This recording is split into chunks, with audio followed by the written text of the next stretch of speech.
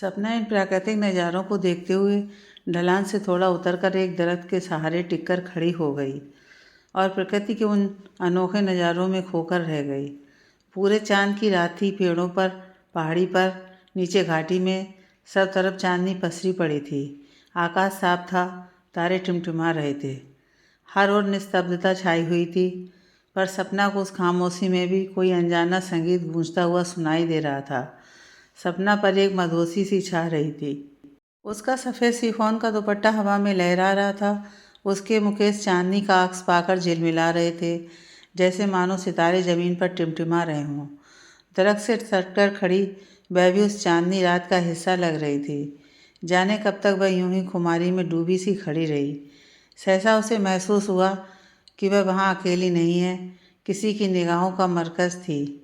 वैसे भी लड़कियों में सिक्स सेंस बहुत प्रबल होती है। फिर सपना तो सपना है। उसने नज़रें घुमाईं तो कोई नहीं था, पर तभी उसकी नज़र पास के ही एक उभरे पत्थर पर बैठे सिद्धार्थ पर पड़ी। जाने ना जाने वह कब से निर्विमेष उसे देख रहा था। सपना का दिल जोरों से धड़क उठा। शायद ये इस रूमानी माहौल का असर था। सिद्धार्थ को देखते ही वह तेज़ी से दरख्त के पास से हटी और ढलान पर चढ़ने लगी। तभी अचानक उसका पैर एक नुकीले पत्थर से टकराकर फिसला। अगर उसी क्षण आगे बढ़कर सिद्धार्थ उसे ना संभाल लेता तो न जाने वह उन खतरनाक ढलानों से गिरकर किन अनंत गहराइयों में खो जाती और उसका कोई पता भी नहीं चलता। वह एक बार फिर उन मजबूत बाहों के बंधन में थी। इसी बंधन ने तो उसकी कुंवारी रातों के सपने चुरा लिए थे। उसने छूटने की कोई कोशिश नहीं की। शायद वह यही चाहती थी।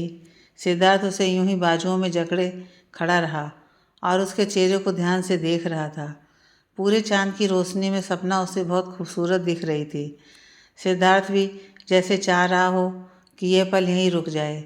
बहुत देर तक जब अपनी आंखें नहीं खोली और यूं ही खड़ी रही, तो वह धीरे से उसके कान के पास फुसफुसाया, आप गिरती बहुत हैं, कब तक यूं ही संभालता रहूँगा आपको। जिंदगी भर। सपना का रोम रोम चीख रहा था, पर वह मुँह से कुछ ना कह सकी। उसके चेहरे पर लाज और शर्म की अबीरी रंग उतर गया। सिद्धार्थ ने उसे बराबर से खड़ा किया और उसके चेहरे को अपने दोनों हाथों में ले लिया। सपना आवाज़ सी खड़ी थी। उसका सारा जिस्म थरथरा रहा था। सिद्धार्थ ने हौले से उसका माथा चूमकर उसे अपने बाजुओं की गिरफ्त से आज़ाद कर दिया। सपना अपने कमरे की ओर भागी। उसकी चाल में कंपन था। उसे अच्छी तरह से मालूम था कि सिद्धार्थ उसी की ओर देख रहा है, पर फिर भी वह पलट कर देखने की हिम्मत न जुटा सकी और अंदर अपने कमरे में आकर लंबी सांसें भरने लगी। सिद्धार्थ भी अपने बालों पर हाथ फिराकर मुस्कुराता हुआ होठों को गोल बनाकर एक प्यारा सा गीत गुनगुना उठा। अगली सुबह रास्ता खुल चुका था। सपना सिद्धार्थ से आंखें नहीं मिला पा रही थी, लेकिन सिद्धार्थ आज बहुत खुश था। उसकी आवाज़ भीनी गुनगुनाहट में बदल चुकी थी। संध्या अपने में मगन थी और फ़ोन पर शिरीष को आगे का हालचाल बता रही थी। रोशन जी सिद्धार्थ से कुछ कुछ बातें कर रहे थे, जिसे सिद्धार्थ हूँ हाँ में जवाब दे रहा था। बाकी उसका पूरा ध्यान सपना पर था, जो उसे फ्रंट मिरर से देखे जा रहा था। रास्ता लंबे होने के साथ सिद्धार्थ और सपना दोनों के लिए सुखद हो गया था। दोनों की स्थिति लगभग एक समान थी। मन में प्यार के अंकुर प्रस्फुटित हो चुके थे। आंखों की आंख मिचौली शीशे के माध्यम से जारी थी। इसी तरह मन ही मन बातचीत करते हुए वह सब श्रीनगर पहुंच गए। श्रीनगर पहुंचकर संध्या व उसके पिता शिरीष और उसके परिवार के साथ व्यस्त हो गए। अचानक से सपना को वहाँ अकेलापन लगने लगा। तभी रोशन जी को ख्याल हुआ कि उनके साथ सपना भी आई है। नई नई रिश्तेदारी में वह सब कुछ ज़्यादा ही रम गए थे, और संध्या का तो पूछना ही क्या। वह तो ऐसे ही दिन रात शिरीष पुराण में लगी रहती। अब तो वह उसके नज़रों से सामने थी, तो उसे कोई होश ही नहीं थी कि वह अपने साथ सपना को भी लेकर आई है। शिरीष ने सपना से औपचारिकता की और धीरे से संध्या को लेकर वहाँ से गायब हो गया। सपना को संध्या पर बहुत तेज गुस्सा आ गया, पर वह वहाँ कुछ नहीं कर पा रही थी। हालांकि पूरा परिवार उसका जाना सुना था संध्या के एंगेजमेंट में आने की वजह से, फिर भी उसका चेहरा उतर गया। ऐसे में रोशन जी ने जब सपना को देखा तो वह सिद्धार्थ के पास आकर विनीत भाव से सपना को कश्मीर घुमाने की जिम्मेदारी सौंप दी, जिसे सिद्धार्थ ने सहज स्वीकार कर लिया। अब भाई अंधा क्या चाहे, 2 आँखें। और सिद्धार्थ को तो आँखों के साथ साथ दोनों हाथों में लड्डू भी मिल रहे थे, तो ऐसे मौके को उसने तुरंत लपक लिया। अगले दिन सपना ने कश्मीरी कढ़ाई वाली हरे रंग की सलवार कुर्ती को पहनकर साथ में ओवरकोट लिए बाहर निकली। सिद्धार्थ उसे देखता रह गया, खासकर उसके कानों में लटकते हुए चांदी के लंबे झुमकों को। वह देख रहा था कि वे बार बार सपना के गालों को छू रहे थे और शायद सिद्धार्थ को इससे जलन हो रही थी। आज सिद्धार्थ भी कम ड्रेसिंग नहीं लग रहा था। ब्लैक कार्गो पैंट्स, उसके ऊपर फुल स्लीव की टी शर्ट और साथ में ओवरकोट, इतना काफ़ी था सपना की जान सुखाने के लिए। एक नज़र उस पर डालकर सपना ने रोशन जी और माया जी से घूमने की इजाज़त ली और संध्या के बारे में पूछा। उन्होंने बताया संध्या सुबह सवेरे ही सीरीज़ के साथ उसके जन्मदिन का आयोजन स्थल देखने गई है। सपना ने सबसे इजाज़त लेकर बाहर की तरफ रुख किया, जहाँ सिद्धार्थ गाड़ी में अपनी आंखों पर गॉगल को लगाए उसका इंतज़ार कर रहा था। सपना उसे देखते ही ठिठक गई। उसके दिल ने फिर से बगावत करनी शुरू कर दी थी। तभी सिद्धार्थ ने गाड़ी का हॉर्न बजा दिया। सपना जैसे नींद से जागी और उसने अपने कदम गाड़ी की तरफ बढ़ा दिया। धीरे से आकर वह सिद्धार्थ की बगल वाली सीट पर बैठ गई। सिद्धार्थ चश्मे के भीतर से लगातार घूरे जा रहा था। सपना सकपका गई। सिद्धार्थ ने इशारे से उसे सीट बेल्ट लगाने को कहा। सपना ने हाँ में सिर हिलाया और सीट बेल्ट लगाने लगी। लेकिन ये क्या हुआ? जो सपना सिद्धार्थ के ख्यालों में दिन रात खोई ही रहती थी, उसके बारे में सोचती रहती थी, आज उसके सामने ही नर्वस सी हो रही थी और वह सीट बेल्ट को प्रॉपर तरीके से नहीं लगा पा रही थी। तभी सिद्धार्थ ने आगे बढ़कर उसके हाथ को पकड़ लिया। सपना ने अपनी बड़ी बड़ी आंखें उस पर टिका दी। सिद्धार्थ ने उसके हाथ से सीट बेल्ट लिया और उसे टक कर दिया। सीट बेल्ट लगाते ही सिद्धार्थ ने धीरे से उसके कान के पास फुसफुसा ही दिया, इस तरह घबराएंगी तो कैसे काम चलेगा। यह कहकर सिद्धार्थ ने गाड़ी आगे बढ़ा दी और गाड़ी में यही गाना भी बजा दिया। फिर वह पूरा 1 हफ्ता कैसे गुजरा पता ही नहीं चला। दोनों सुबह सवेरे निकल जाते और रात को घर लौट के आते। उनके प्रेम की गवाह थी खामोश डल झील, जिसकी लहरों पर अटखेलियाँ करते शिकारे में एक दूसरे के आगोश में गुम हो जाते थे। कब सुबह से शाम हो जाती उन्हें पता नहीं चलता। एक दूसरे के आगोश में सिमटे लंबी लंबी बातें करते, जहाँ सिद्धार्थ चुपचाप गहरी नज़रों से सपना को देखता और सपना बातें करती रहती। बातों के बीच में जब वह सिद्धार्थ को अपनी ओर गहरी नज़रों से देखता पाती तो शर्माकर उसकी बाहों में सिमट जाती और अपने आप को छुपा लेती। सिद्धार्थ भी हंसकर उसे हौले से अपने सीने से लगा लेता और अपने मजबूत आगोश में छुपा लेता। इधर संध्या सीरीज़ के साथ अपने दिन को बहुत एंजॉय कर रही थी। 2 प्रेमी जोड़े दीन दुनिया से बेखबर अपने आप में मगन थे। जहाँ सीरीज़ संध्या के प्यार में डूबा रहता, वहीं सपना सिद्धार्थ के प्यार में। कश्मीर की वादियों में बर्फ़ से ढकी चोटियों और डल झील के शिकारे, हाउस बोट, उन दोनों ही प्रेमी जोड़े के प्यार की गवाह बन रहे थे। जहाँ एक जोड़ा अपने आधे सफ़र को पूरा कर चुका था, वहीं एक जोड़ा अपने प्यार की मंजिल को पाने की पुरजोर कोशिश में नित नई ऊंचाइयों की कस्में वादे के साथ पूरा कर रहा था। सपना सिद्धार्थ से बेइंतहा प्यार करने लगी, वहीं सिद्धार्थ हर पल उसे अपने प्यार का एहसास दिलाता था। सपना के पैर ज़मीन पर नहीं थे और वह उन वादियों में खुलकर कह सकती थी। सीरीज़ के जन्मदिन पर सबने मिलकर खूब धमाल मचाया। केक काटने के बाद कपल डांस, जहां संध्या और सीरीज़ ने एक मनभावन प्रस्तुति की, वहीं सपना और सिद्धार्थ ने अपने प्यार को शिद्दत से महसूस किया। सपना ने अपने डांस के लिए गाना बहुत ही अच्छा पसंद किया था। उसके डांस के गाने के बोल थे, आज फिर तुम पर प्यार आया है, बेहद और बेहिसाब आया है। 1 हफ्ते बाद जब सपना को वापस जाना था, संध्या अभी कुछ दिन मामा मामी के पास रुक रही थी। साथ में उसके माँ पिता भी शादी की तैयारियों के लिए। सपना अकेले वापस लौट रही थी। ऐसे में वह बहुत सुस्त थी। सिद्धार्थ भी खामोश था। सबसे मिलकर सिद्धार्थ सपना को लेकर एयरपोर्ट की तरफ निकल पड़ा। रास्ते में सपना उदास मन से सिद्धार्थ के कंधे पर अपना सर रखकर आंखें बंद की हुई थी। सिद्धार्थ गाड़ी एयरपोर्ट की तरफ भगा रहा था।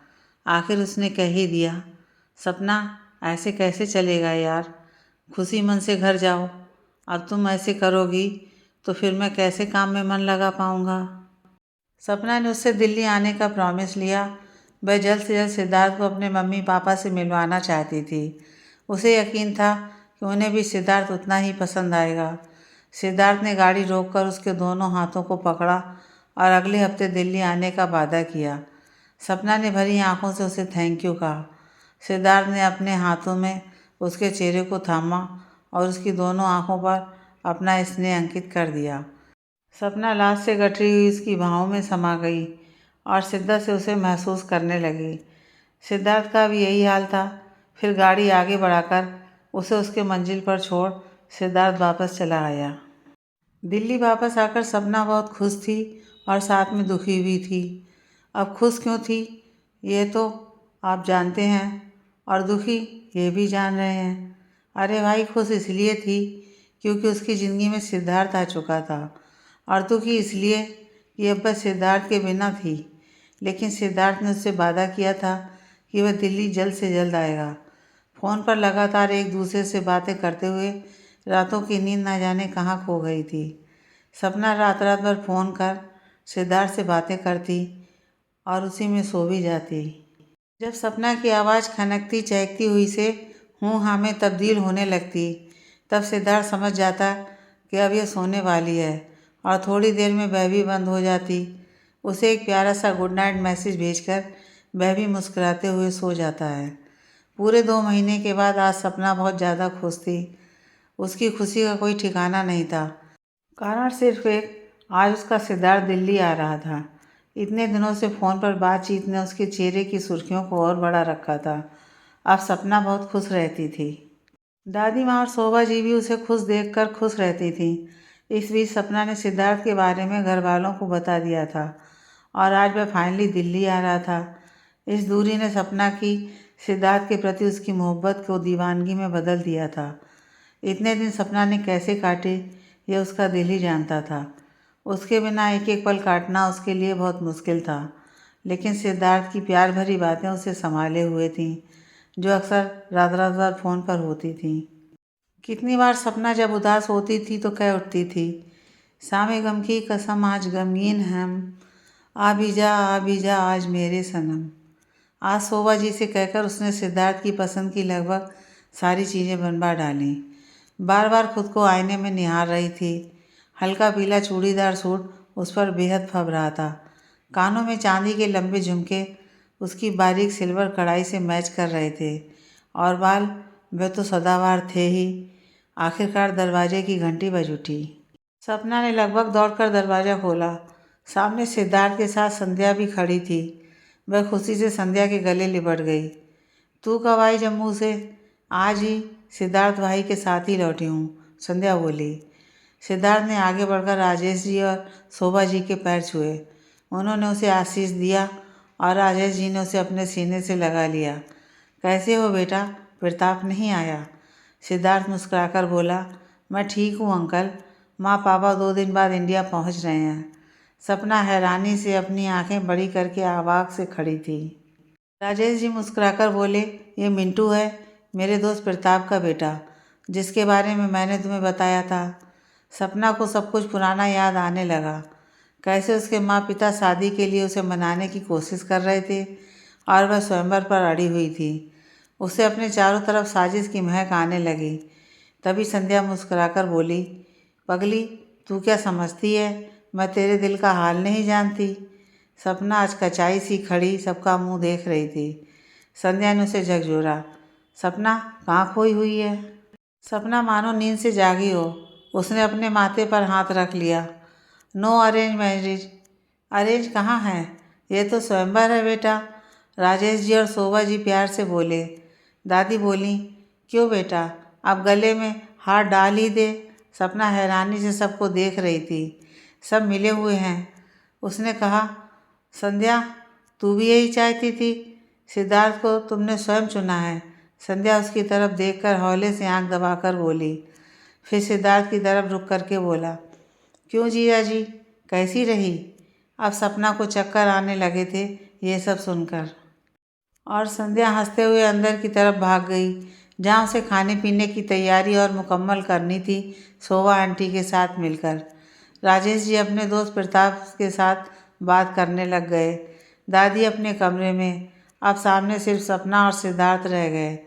सिद्धार्थ आगे बढ़कर सपना का हाथ पकड़कर उसे सोफे पर बैठाया और धीरे धीरे उसे समझाने लगा। सपना को कुछ समझ में नहीं आ रहा था। उसने बस यही पूछा, तुम संध्या के कजिन नहीं? सिद्धार्थ बोला, नहीं, मैं संध्या का कजिन नहीं हूँ।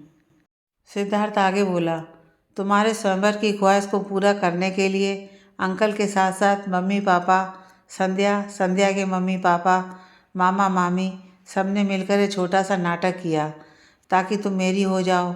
और वैसे भी जब मुझे तुम्हारी तस्वीर दिखाई गई थी, मैं तभी से तुम्हें पसंद करने लगा था। लेकिन जब मुझे तुम्हारी इस अजीबोगरीब ख्वाहिश के बारे में पता चला तो मैंने कहा यह भी ज़रूर पूरा किया जाए, और फिर मैंने ही ये नाटक रचा। सपना ने पूछा, फिर रेनू का क्या हुआ? सिद्धार्थ, वह मेरी बहुत अच्छी दोस्त है और उससे मैंने ये नाटक करने को कहा था, क्योंकि इतना तो मुझे मालूम था मेरे चार्म से तुम अपने आप को बचा नहीं पाओगी। सपना नाराज़ होकर बोली, इस बीच जो मेरा दिल टूटा और अंदर जाकर मैं किसी से दिल लगा लेती तो? तभी तो संध्या को तुम्हारे इर्द गिर्द रखा ताकि तुम मेरे में ही उलझ कर रहो। क्या मुझे नहीं पता कि तुम मुझे हर जगह ढूंढ रही थी, हर सोशल साइट पर, और मैंने तुम्हें चुपके से मेरी तस्वीर लेते हुए भी देख लिया था। तुम समझ रही थी कि तुम चुपके से ले रही हो, लेकिन वह मैं जानबूझकर तुम्हें दे रहा था। सपना, इतना बड़ा ड्रामा? सिद्धार्थ ने हंसकर उसे गले लगाया। तुमने भी तो कम ड्रामा नहीं किया। चलो फटाफट मेरे गले में बाहों का हार डालकर स्वयंवर की रस्म को पूरा करो। अब और इंतज़ार मुझसे नहीं होता। सपना शर्मा गई और उसके मजबूत बाजुओं में समा गई। सिद्धार्थ ने कसकर उसे गले से लगा लिया। दूर कहीं गाना बज रहा था, तुम मिले, दिल खिले और जीने को क्या चाहिए। सारे गिले शिकवे भुलाकर सपना अपने आने वाली खुशियों के बारे में विचार करने लगी। सिद्धार्थ के गले लगे लगे न जाने कितने ख्वाबों को बुन गई। जब संध्या ने आकर धीरे से गले को साफ किया तब वह छिटक कर सिद्धार्थ की बाहों से दूर हुई। लेकिन सिद्धार्थ ने उसे पकड़कर फिर से अपने गले लगा लिया और पूछा, क्यों साली साहिबा, क्या दिक्कत हो गई आपको? संध्या हंसते हुए, मुझे कोई दिक्कत नहीं है जीजा, पर वह क्या है ना, अब आप हो चुके हैं इस घर के दामाद, तो आपकी होने वाली सासू माँ ने आपको अंदर बुला भेजा है। भाई, कुछ खातिरदारी भी तो करनी है, आपको भी तो पता चले ससुराल की मेहमान नवाजी क्या होती है। तो क्या आप यहाँ से तशरीफ़ उठाएंगे और अंदर चलने का कष्ट करेंगे जीजा जी? जीजा जी पर कुछ ज़्यादा ही जोर दिया संध्या ने। सिद्धार्थ भी एक आज्ञाकारी बालक की तरह सासू माँ के आदेश को सुनते ही तुरंत खड़ा हुआ और अंदर की तरफ चलने लगा। तभी लपक कर सपना ने उसका हाथ पकड़ा और मुंह बनाकर बोली, ये क्या है, तुम मेरे साथ भी तो चल सकते हो। सिद्धार्थ उसके इस बचपने पर मन ही मन हंस पड़ा। फिर उसका हाथ थामकर संध्या के बताए रास्ते पर अनुसरण करते हुए अंदर की तरफ चला गया, जहाँ सभी डाइनिंग टेबल पर बैठकर उसका इंतज़ार कर रहे थे। अंदर जाकर जब सपना ने देखा कि टेबल पर सभी विराजमान हैं, तो वह एक झटके में सिद्धार्थ का हाथ छोड़कर संध्या के पास खड़ी हो गई और सिद्धार्थ उसकी इस हरकत पर फिर से सिर्फ मुस्कुराकर रह गया। शोभा जी भी सपना की इस हरकत पर मन ही मन मुस्कुरा उठी और फिर उन तीनों को डाइनिंग टेबल पर बैठने का इशारा किया। एक और जहाँ राजेश जी अपने दोस्त प्रताप से बातें करने में व्यस्त थे, वहीं शोभा जी आज सारे पकवान जो उन्होंने रच रच कर बना डाले थे सपना की फरमाइश पर सिद्धार्थ को खिलाने में व्यस्त थीं। और सपना सिद्धार्थ की बगल में बैठी बस सोच रही थी कि ये क्या हो रहा है। तभी सिद्धार्थ धीरे से उसकी तरफ झुकते हुए कह दिया, अब शर्माना छोड़ भी दो, इसलिए मैं अकेले आ रहा था। तुम्हें ही बहुत शौक था हाथ पकड़ कर आने का। अब माँ की आंखों का सामना करो और दादी को जवाब दो। और मुस्कुराते हुए वह खाना खाने लगा। सपना मन ही मन चिढ़कर बोली, हाँ तो पहले नहीं बता सकते थे कि अंदर ये भी होगा। मैंने एक बार कह दिया तो हाथ पकड़ कर चल दिए, बड़े आए। और वह भी अपना खाना चुपचाप खाने लगी। सपना की इस हरकत पर जहाँ दादी माँ, शोभा जी, राजेश जी, संध्या और सिद्धार्थ मन ही मन मुस्कुरा रहे थे, वहीं सपना आंखें नीचे किए बस किसी तरह से अपना खाना ख़त्म करने की जुगाड़ में थी। और थोड़ी देर बाद आखिरकार सब ठठाकर हंस पड़े और सपना शर्माते हुए अपने कमरे में भाग गई। दिन बीतते जा रहे थे। सपना की पढ़ाई अभी इनकम्प्लीट थी, तो सबने मिलकर सोचा सगाई कर लेते हैं, फिर शादी पढ़ाई के बाद। लेकिन सपना ने कह दिया कि नहीं, वह पहले अपनी पढ़ाई कंप्लीट करेगी, उसके बाद ही वह सगाई और शादी कुछ भी करेगी। इस तरह सपना वापस लंदन चली गई, जहाँ उसे अपने बचे हुए सेमेस्टर एग्ज़ाम को देना था और फिर अपनी नई दुनिया बसानी थी। अब वह पढ़ाई के वक्त डिस्टर्ब नहीं रहती और बहुत खुश रहा करती थी। सिद्धार्थ बीच बीच में उससे मिलने आता। दोनों मिलजुल कर घूमते, आने वाले दिनों की बातें करते तथा अपने भविष्य को कैसे उड़ान देना है उसमें डूबते। सिद्धार्थ सपना को हर तरह से सपोर्ट कर रहा था। खरीदारी के लिए उसने कुछ वेस्टर्न कपड़े ही वहाँ से खरीदे, बाकी के लिए उन्हें वापस सिर्फ अपने भारतवर्ष पर ही भरोसा था, जहाँ वह एक भारतीय परंपरा से अपनी शादी को करना चाहते थे। कुछ ही महीनों में सपना की परीक्षा समाप्त हो गई और वह वापस अपने घर की तरफ लौट रही थी। लौटने से पहले उसने सिद्धार्थ से बात की। सिद्धार्थ ने उसे बता दिया कि वह उसके साथ नहीं जा पाएगा, अभी वह व्यस्त है। बुझे मन से वह वापस जा रही थी, लेकिन एयरपोर्ट पर पहुंचते ही वहाँ उसे मुस्कुराता हुआ सिद्धार्थ दिखा। वह भागकर उसके गले लग गई और शिकायती लहजे में कहा, ये क्या है? सिद्धार्थ ने बड़े प्यार से उसके माथे को चूमा। यह जो तुम्हारी शिकायत है, इतने अनोखे अंदाज में, उसे मैं कैसे मिस कर सकता था, इसलिए पहले नहीं बताया। मैं भी साथ चल रहा हूँ। टिकट उसका सिद्धार्थ ने ही कराया था। अपनी टिकट के बारे में उससे छुपा लिया था। फिर भी सपना के मन में कहीं ना कहीं उम्मीद थी कि सिद्धार्थ भी चलेगा, नहीं तो कम से कम एयरपोर्ट तक तो आएगा। और बात करने में सिद्धार्थ ने सब चीज़ के लिए मना कर दिया, इसलिए सपना थोड़ी बुझी हुई सी थी। 1 हफ्ते बाद हमारी शादी है। सपना ने आश्चर्य होकर उसकी तरफ देखा और बोली, यह तुम मुझे अब बता रहे हो? सिद्धार्थ ने भी कंधे उचका दिए। हाँ, तो पहले बताने का क्या फ़ायदा था? क्या तुम परीक्षा छोड़कर चल देती? सपना मुस्कुराकर उसकी बाहों में सिमट गई। घर पहुंचकर दोनों घरों में शादी की तैयारी बहुत ज़ोर शोर से होने लगी। साथ में कपड़े खरीदना, एक दूसरे की पसंद से, फिर अंगूठी, फिर ज्वेलरी, सब कुछ साथ साथ होता। अक्सर दोनों परिवार साथ में ही खाना भी खा लिया करते थे। इतनी तैयारियों को देखकर आखिर दादी माँ ने कह दिया, जब सब कुछ साथ साथ हो रहा है तो शादी भी एक ही जगह से कर लो ना, अलग अलग करने का क्या फ़ायदा। और यह बात दोनों परिवारों को जच गई। फिर तो एक बड़े होटल में दोनों परिवार एक साथ आ गए, जहाँ एक तरफ लड़की वाले और एक तरफ लड़के वाले ठहर गए। शादी की रस्मों के बीच हल्दी, संगीत, मेहंदी, लोगों की नज़रों से बचते बचाते एक दूसरे को हल्दी लगाना हो या प्यार मनुहार से एक दूसरे के हाथों में मेहंदी लगवाने की सिफारिश करना। जहाँ सिद्धार्थ सपना के हाथों में अपने नाम की मेहंदी देखकर खुश था, वहीं सपना के इसरार पर सिद्धार्थ ने भी 2 बूटे अपनी हथेली पर लगवा लिए थे। संगीत की रात में सभी जोड़ों ने धमाल मचा दिया था और स्पेशली हमारे इस जोड़े ने, संध्या और सीरीज़ की नई नई शादी हुई थी, जिससे उन दोनों के चेहरे की चमक अलग ही थी और उनके डांस के परफॉर्मेंस ने लोगों के दिलों में हलचल मचा दी थी। संध्या खुश थी अपनी दोस्त के लिए, वहीं सपना भी संध्या की गालों की लालिमा और उसकी आंखों की शरारत देखकर मन ही मन बहुत खुश थी। दिन बीतने के साथ साथ आखिर शादी की रस्में भी हो गईं और सपना आज एक दुल्हन के लिबास में गजब ढा रही थी। जयमाल के लिए आती हुई सपना को देखकर सिद्धार्थ जैसे अपनी जगह पर जम गया था। तभी पीछे से आकर संध्या बोली, जीजा जी होश में आइए, अभी तो जलवे दिखने शुरू हुए हैं। और सिद्धार्थ हंस पड़ा। जयमाल, खाना पीना और रात गहराने के साथ साथ पिया के घर जाना और बाबुल की देरी छूटना, ये सब जैसे यंत्र चलित सा होने लगा। सपना जहाँ एक और बहुत खुश थी कि आज उसने अपना स्वयंवर कर लिया, वहीं एक और बहुत दुखी भी थी कि आज उसे अपने माँ पापा, दादी और अपना घर छोड़कर जाना था। लेकिन वह जानती थी ये संसार की रीत है और वह खुश थी और उसकी खुशी उसकी आँखों और उसका चेहरा बता रहा था। आंखें भीगी हुई थीं, चेहरा चमक रहा था।